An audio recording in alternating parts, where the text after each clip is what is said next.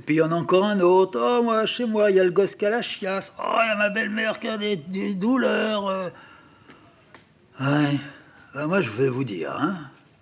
On est bien là tous les trois. Bah, j'en demande pas beaucoup. Mais je trouverais qu'un petit peu de calme, hein. C'est pas de refus, hein. Nanette, un petit coup de calme, qu'est-ce qu'on ferait? On irait au bord de la Seine, et puis on s'allongerait. Et puis le kiki y jouerait, il jetterait des pierres dans l'eau. Il emmerderait les pêcheurs qui diraient arrête de jeter des pierres, et puis on rigolerait. Ouais, tandis que là, et si je promets mon boulot, demain j'arrive à l'usine et ils me disent il n'y a plus de boulot pour toi. Écoute, c'est comme ça. Alors qu'est-ce que je vais leur répondre? Je vais leur dire bande de fumier, bande de... Bon. Et alors je prendrai quand même mon compte. Bon, alors sinon je vais dire quoi? Je vais dire c'est dégoûtant. Un jour vous le payerez. Payerez quoi? Il y a quelque chose là que je comprends pas, Nanette. Et je me dis, dans un jour comme celui-là, parce que tu sais, j'ai l'air comme ça, mais j'ai de la réflexion. Il y a des gars qui viennent me voir dans l'usine, qui me disent, Alfred, j'ai un problème, aide-moi. Eh ben, je le fais. Et ma mère, les pattes dans sa bassine, elle se retourne puis elle lui dit, mon pauvre Alfred, entendre des conneries pareilles, dire ça devant un gamin de 10 ans, c'est pas possible, Alfred, c'est pas possible. Mais tu ne te rends pas compte. Mais demain, quand je te le dirai, tu seras à jeun. Enfin à jeun. Bah demain, tu diras, mais non, c'est pas vrai, j'ai pas dit ça. Alors je serai obligé de dire, alors Kiki, dis-lui. Dis-lui ce qu'il a dit, puisqu'il veut pas me croire. Et qu'est-ce que tu diras, Kiki? Et moi, dans mon coin, je me disais, je dirais rien. Mais je pouvais pas dire, je dirais rien.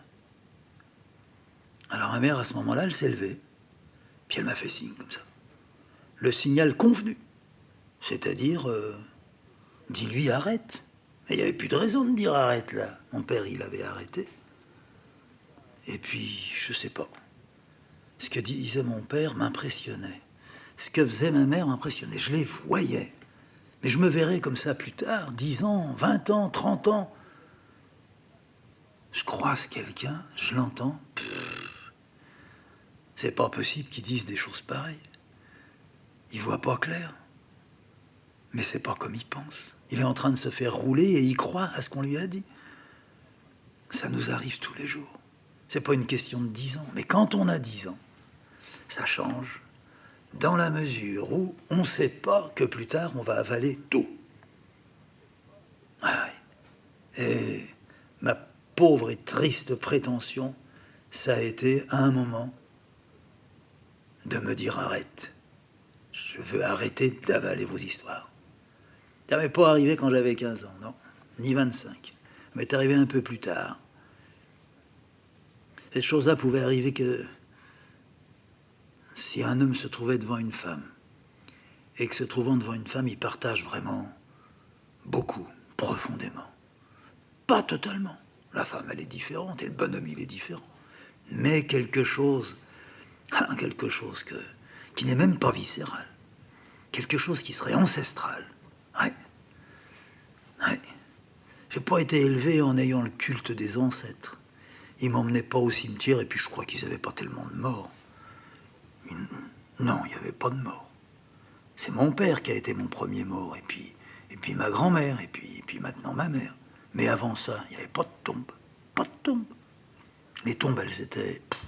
D'abord, ils étaient tous à la fosse commune, c'est évident. Et puis, ils en parlaient, mais peu. Eh ben moi, j'avais besoin d'eux. Je suis sûr que j'aimais bien les histoires que pouvait raconter la grand-mère, qui arrivait à mal parler français. Je me suis pas, bien sûr, rendu compte quand on est enfant. Mais j'avais besoin de ça, de sorte de racine. La racine que je vais, non pas cultiver, mais un peu dégager plus tard, bien plus tard.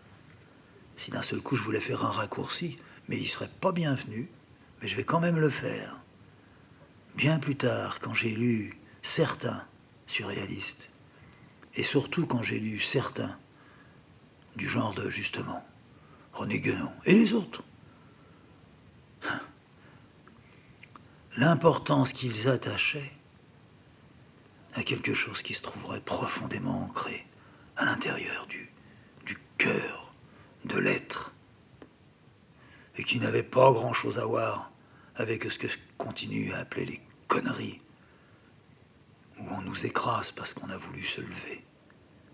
On est levé même quand on croit nous avoir écrasés, si on a ça dans la tête. Essayez de m'écraser maintenant. D'abord, je m'en fous. Mais en plus, vous n'écraserez rien. Vous écraserez ma viande. Mais tout ce que j'ai agité en moi, que mon ange gardien, tous les jours, il bosse. Il vient, il charrie, il transporte. C'est comme moi quand j'avais des chariots avec du sable dedans. Ouais, à l'usine. Ouais. Eh ben lui, il continue. Il a conservé ce boulot, mon ange gardien. Il fait du boulot. Et moi, je gratte, je gratte, je gratte. Et je lui fournis tout le sable dont il a besoin. Et tout le sable dont il a besoin, c'est tout ce que je trouve en dessous de moi, dans moi, que je rencontre. C'est pas tellement que je le cherche pour le trouver, mais arrive un temps où c'est comme quand vous parlez. Vous n'avez pas besoin de réfléchir avant pour parler. Voilà que ça sort parce que c'est plus fort que vous. Ça vous mène. C'est pas vous qui menez. C'est quelque chose qui vous mène. Ben là-dedans, je suis sûr qu'il y a de l'ancêtre qui vous mène.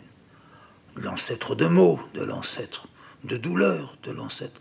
Il y a quelque chose qui est très, très, très, très, très loin. Oui. C'est ça. Alors, ma mère, il faut que je finisse avec ça.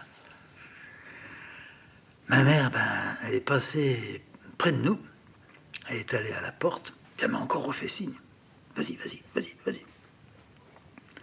Puis je l'ai entendu qui farfouillait dans le couloir de la cave. Et puis elle est allée sans doute s'asseoir, à se geler, à attendre, à entendre aussi, parce que peut-être qu'elle était derrière la porte, puis qu'elle se disait, je veux entendre tout ce que va dire le môme. Seulement, le père, il était là. Puis il m'a dit, pourquoi elle est partie? Qu'est-ce que j'y ai fait? Je pouvais pas lui dire, c'est parce que t'es fatigué. Je pouvais pas lui dire, c'est parce que t'as bu un coup. Il m'a dit, écoute, tu vas aller la chercher. Parce que, à cette heure-là, où veux-tu qu'elle aille? Puis elle avait rien sur le dos. Va voir dans le couloir. Allez, vas-y, petit. Ah, je suis passé dans le couloir. Puis là, il n'y avait pas de lumière. Il fallait toujours avoir la bougie ou la lampe à pigeon. Alors j'ai appelé. Oh, maman, t'es là? Elle n'a pas répondu. Je suis allé un petit peu plus loin. J'avais toujours peur dans le couloir de la cave, moi. Quand c'était pour monter les escaliers et arriver dans le vestibule, sortir, voilà, je connaissais, j'avais pas peur. Puis tout le monde prenait toujours ce même escalier, ça frottait, il n'y avait rien là. Mais dans l'autre couloir, moi, j'allais rarement par là-bas. C'était les caves, les caves. Puis ça puait. Ah, j'ai encore fait 2-3 pas. Oh, maman, faut pas rester là. Viens. Elle n'a pas répondu. Alors je suis revenu. Puis j'ai dit au père, elle n'est pas dans le couloir. Ah bah, où qu'elle est partie? Moi, je sais pas. Elle est montée, peut-être. Ah, ben, elle sera allée chez la grosse. Ah oui, c'est possible. Alors écoute, petit, tu iras la chercher. Chez la grosse, tu lui diras, écoute, maman, il faut revenir. Il faut pas en vouloir au père. Il est pas méchant. Tu vas lui dire ça. Ah, et moi, j'avais dans ma tête, je vais lui dire, faut que t'arrêtes. Mais si je lui dis ça maintenant, ça colle pas. Tu vois. T'as des idées, toi, petit? Ben, si je te dis t'as des idées, ça veut dire... Tu vois déjà comment... Par exemple, demain, qu'est-ce que tu vas faire demain? Tu le vois, ça? Qu'est-ce que tu vas faire demain? Pas à l'école. À l'école, demain, peut-être que c'est le jour de la rédaction. Peut-être que... Bon. Mais... Demain, quand tu sortiras de l'école, est-ce que tu sais ce que tu vas faire? Tu vas aller voir un copain? Ah, pas beaucoup de copains, mon kiki, hein? Bon, enfin, t'en as un quand même, t'as bien un copain. Bon. Puis qu'est-ce que tu vas faire avec ton copain? Bah, tu sais pas. Peut-être que tu vas pas être d'accord avec lui, puis que vous allez vous disputer tous les deux, puis que ça va être bête. et puis qu'après tu regretteras, puis après tu rentreras. Eh ben, dis-toi que moi, c'est un peu ça. Alors moi je vais pas à l'école, moi je vais même pas à l'usine, parce que l'usine, tu sais, hein, je vais dans des murs, et puis je fais que des trucs qu'il faut faire. Et puis ces trucs qu'il faut faire, eh ben, j'ai pas envie de les faire. Alors pour pouvoir les faire, qu'est-ce que tu veux qu'on fasse? Tu comprends? Si on peut pas faire, qu'est-ce que tu veux qu'on fasse? Je comprenais rien. Ou, plus exactement, j'entrevoyais ce qu'il voulait dire, mais faire et face. Écoute, t'as pas l'air de bien piger, hein? Ce que je fais, ben ça rime à rien. Ça, tu comprends. Ça rime à rien. Ta mère, elle le dit, ça. Elle dit des fois, la vie, ça rime à rien. Eh ben, moi, je trouve que c'est ça. C'est vraiment bête qu'on ait une vie qui rime à rien, alors qu'on a tellement envie que ça rime à quelque chose. Tu me comprends, là? Ouais. Ah bah alors, tu vois. Alors, je te dirai pas, toi, plus tard, tu verras, t'auras une vie qui rimera à quelque chose. C'est pas ça que je te dirais. Je te dirais... Qu'est-ce que je pourrais te dire? Ah ben, bon Dieu. Mais tu me suis, hein? Bon. Ben, je te dirais... Ce qu'il faut, c'est comprendre. Voilà. T'as compris? Non, je crois pas. Ah, t'as pas compris.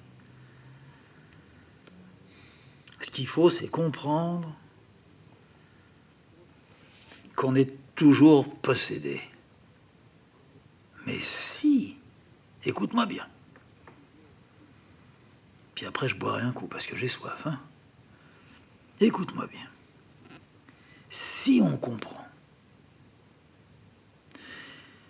que ce qu'on doit faire, que ce qu'on attend qu'on fasse, ça rime à rien, alors tu vas bien comprendre là, hein? Il faut qu'on plaque tout. Hein? Vu? Tellement qu'on plaque tout, on en est toujours à se dire, on plaque tout, puis après, mais qu'est-ce qu'on va faire? On retombe dedans. C'est la bassine. C'est la bassine, c'est ta mère, si elle était là, elle serait tombée dans la bassine. On l'aurait sortie. On l'aurait nettoyée. Oh la pauvre. Oh, elle est gentille. Ben c'est ça. Alors, écoute. Bon, t'as compris. Ah, t'as pas l'air d'avoir bien compris. Pourtant, je t'ai bien expliqué. C'est un piège. Tu vois? C'est un piège. Et on nous fait tous tomber là-dedans. Mais qu'est-ce que tu veux? Je suis tout seul. Quand je dis ça à l'atelier, je suis tout seul et ils me disent ferme ta gueule, t'as bu. Mais j'ai pas bu quand je dis ça. Là, j'ai pas bu ce soir, tu sais. Un petit coup, mais rien. Juste pour pouvoir parler. Si t'as pas bu du tout, tu peux pas parler. C'est pas d'accord. Bon. Ben, tu vois. Je sais pas qu'est-ce que tu vas foutre plus tard, toi. T'as 10 ans, tu sais, t'en es encore loin, mais t'en es pas loin. Alors écoute-moi. Ah, si tu pouvais te rentrer ça dans la tête. Parce qu'il faut pas rêver, hein. Faut pas faire comme ta mère, hein. Ça rêve trop, ça. Ah, les bonnes femmes. C'est gentil, mais... Comme on dit, entre hommes, elle pète plus haut qu'elle a le cul. Ah, ouais, ben il faut pas. Moi, je me connais.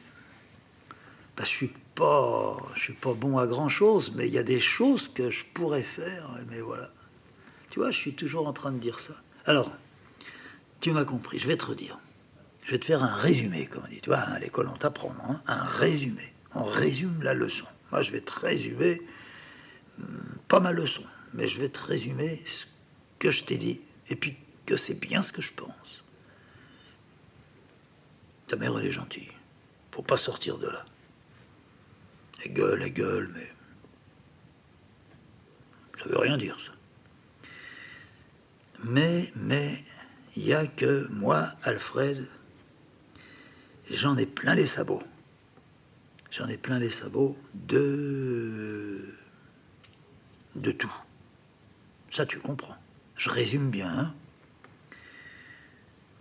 Je vais pas te dire, j'en ai plein les sabots du boulot à l'usine, j'en ai plein les sabots de... Non, non, non. Je vais même pas te dire plein les sabots de ta mère. Non. Mais j'ai plus envie de faire. Tu comprends ça? J'y crois pas. Ah oui. Ouais. C'est pour ça que je bois de temps en temps un bon coup. Parce qu'il faut bien que je revienne ici. Qu'est-ce que tu veux? Ouais. Alors si t'arrives plus tard à penser à ce que je te dis là, eh ben, peut-être que tu t'arrêteras avant. Tu te diras, Kiki, arrête. Et moi j'entendais ça et je me disais, il dit ce que j'avais envie de lui dire. À ce moment-là, la porte de la cave s'ouvre avec fracas. C'est la mère qui arrive, complètement échevelée. D'où elle sortait, j'en sais rien. Elle était un petit peu sale.